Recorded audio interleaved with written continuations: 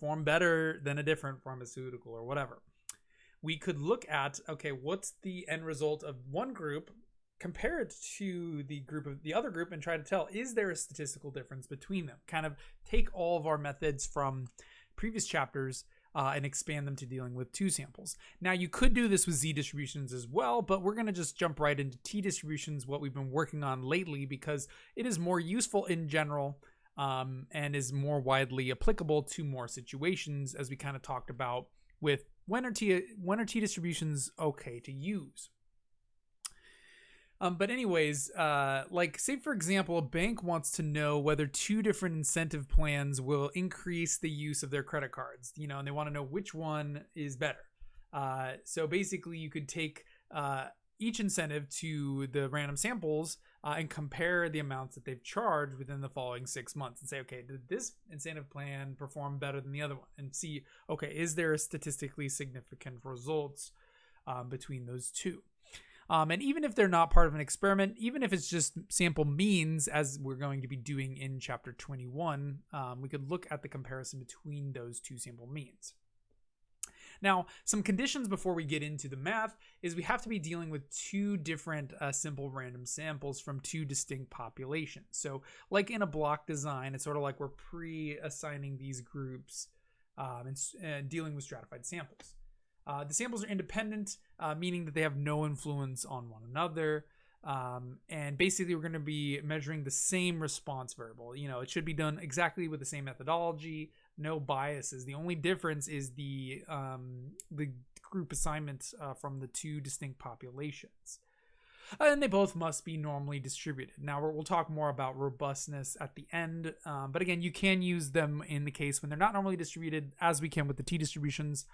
With the right circumstances. So let's start talking about the variables that we use with two sample means. And basically, we're going to use all of the same variables. We're just going to use the subscript 1 and 2 to distinguish the two groups. So basically, say we measure from we have group 1 and group 2. We call x1 a variable from the first group and x2 a variable from the second group. And x bar 1 and x bar 2 would just mean the mean of the first sample, the mean of the second sample.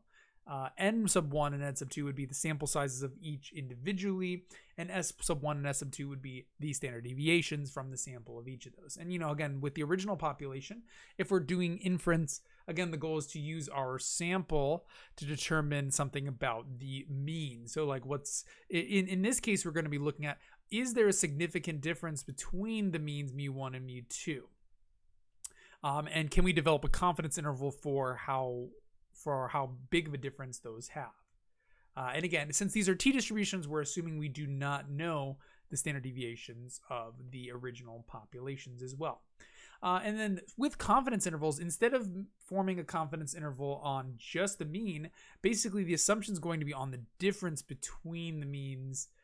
And our null hypothesis for our hypothesis test, the change here will be, instead of setting mu equal to the claim, our claim will always be that the means are the same.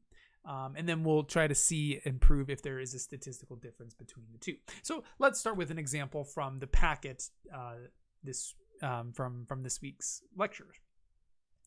So the first example says researchers, which is misspelled. Researchers seek to determine whether college men and women have a difference in their study behaviors.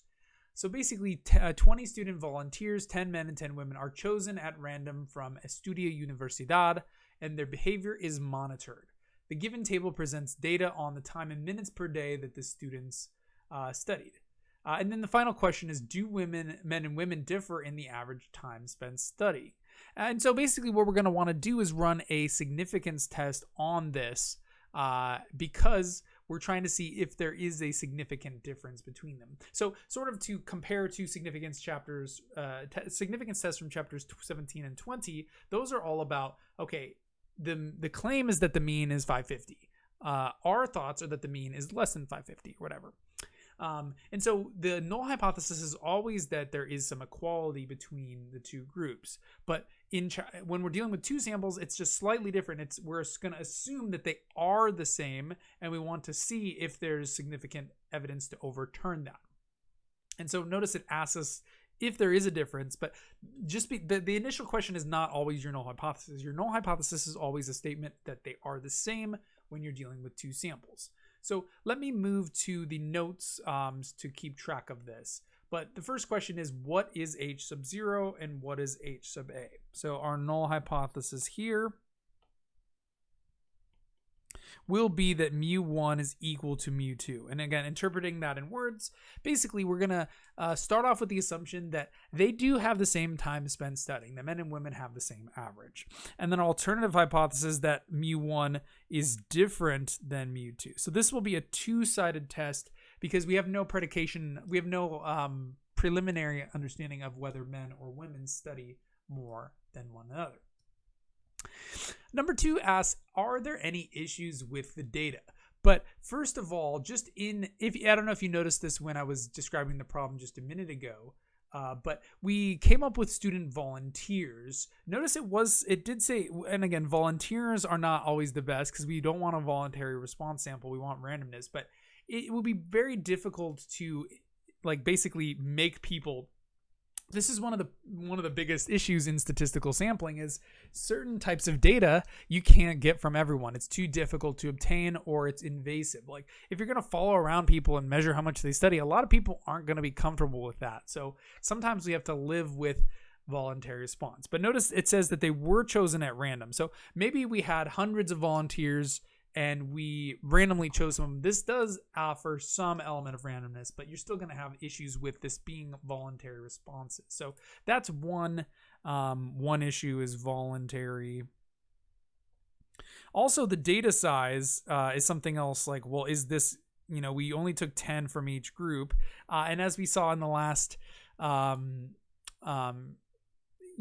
just one or two videos ago, we really want, we need to pay attention to how our data is structured. And then another thing is is the data normal? We don't really know yet, and we haven't really analyzed this. Is the data normal? Are there extreme outliers, etc.?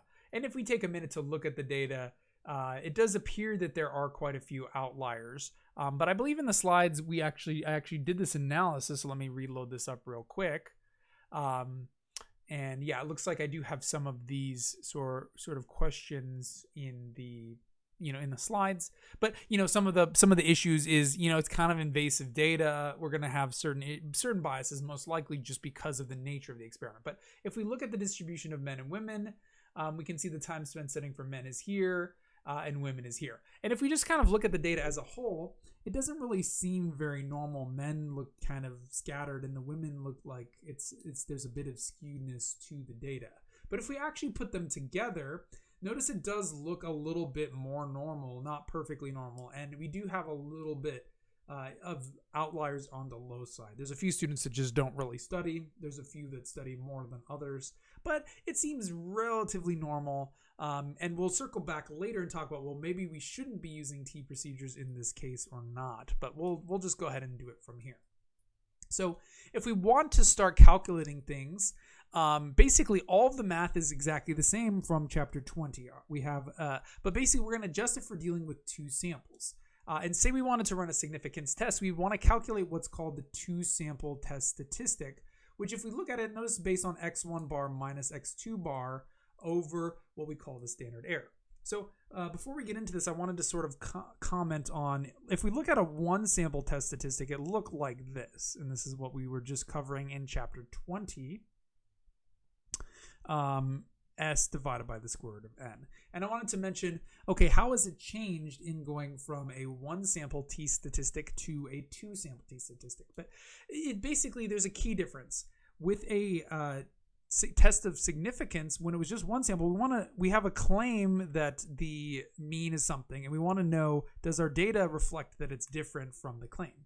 So the difference with a two-sample is we're kind of changing our logic here. We're not going to test the difference between our sample and a claim. We're just testing the difference between the two of them, and that basically the second sample mean takes the place of the original claim, and this will give us the same sort of measurement. Is it significantly different from the actual stated value? Or in this case, we're just testing whether the two of them are different. And what you might also notice is the denominator is different. Where I called this the standard error, the ratio between the sample standard deviation and the square root of sample size.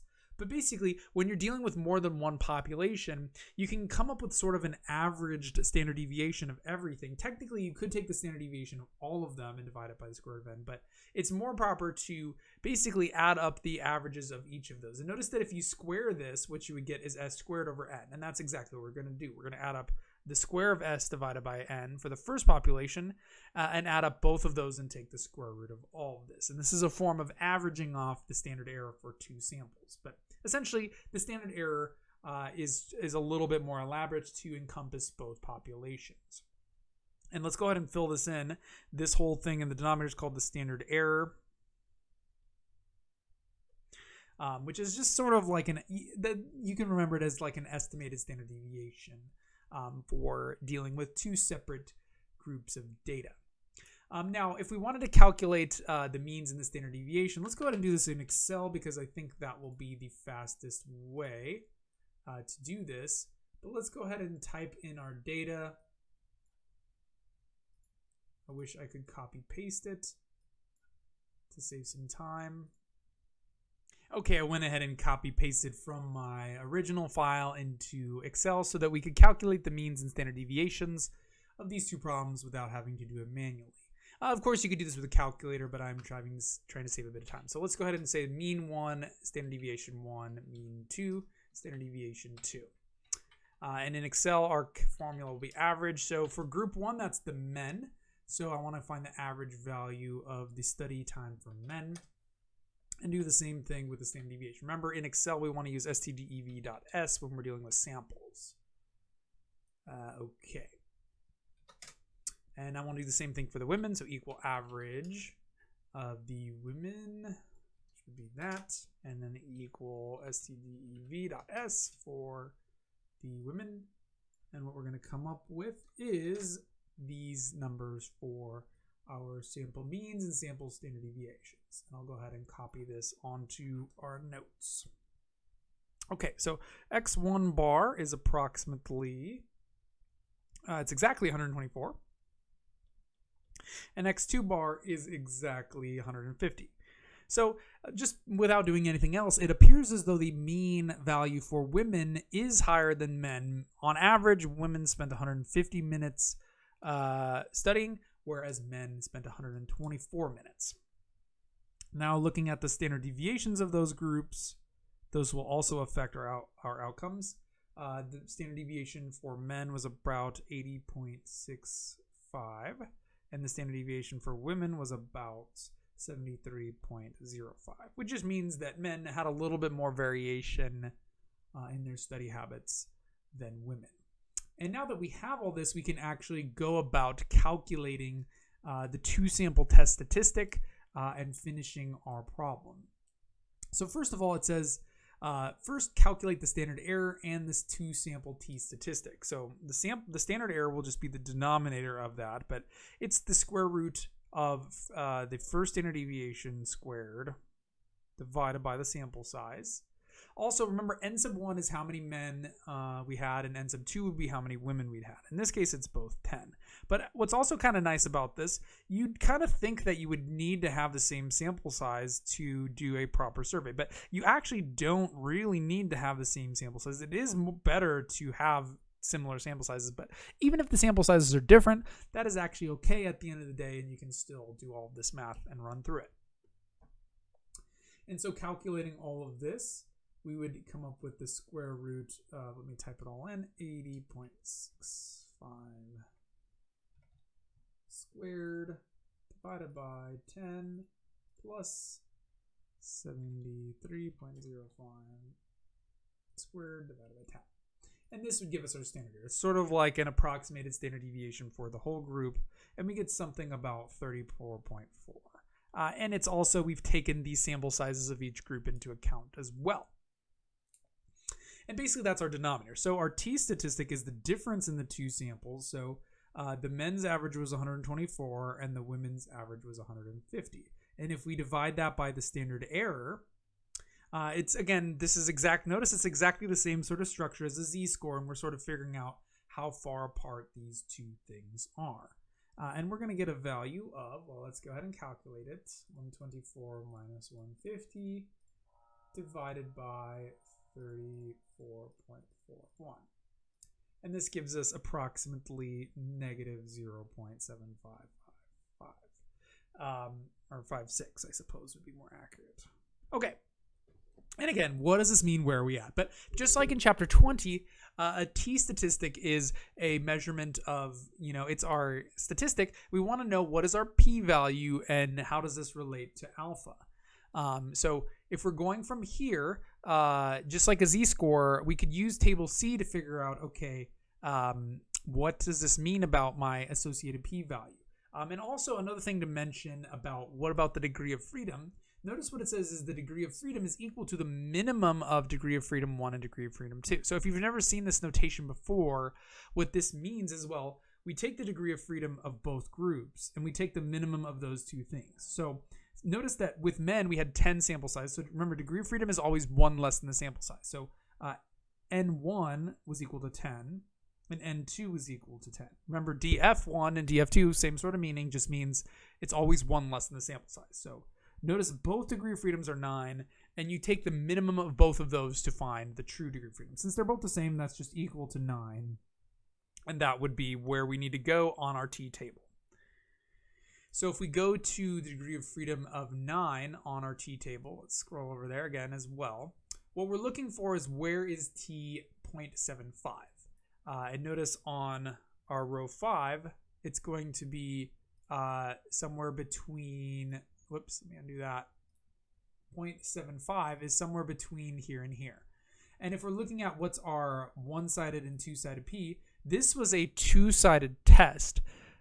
So we'd want to make sure to use the bottom row here. Basically, our p-value should be somewhere between 0.40 and 0.50. And this should be our conclusion here. So let me write that down. So the range for our p-value,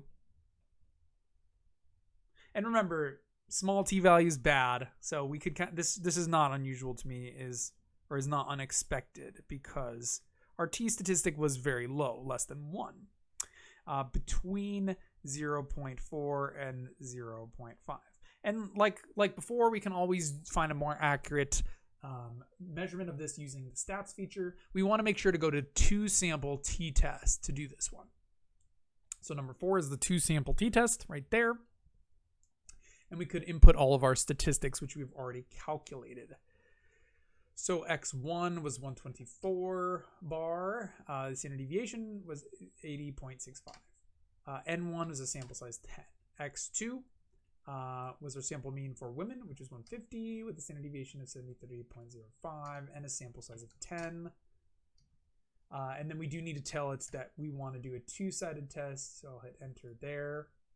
And pooled, don't worry about what that means. We generally just will assume that's no, and we won't even bother getting into what that means. Just leave it as no. And then we calculate, and we're coming up with a more specific answer. Again, notice we get a t-statistic of negative 0.75555, which is what we got, so cool.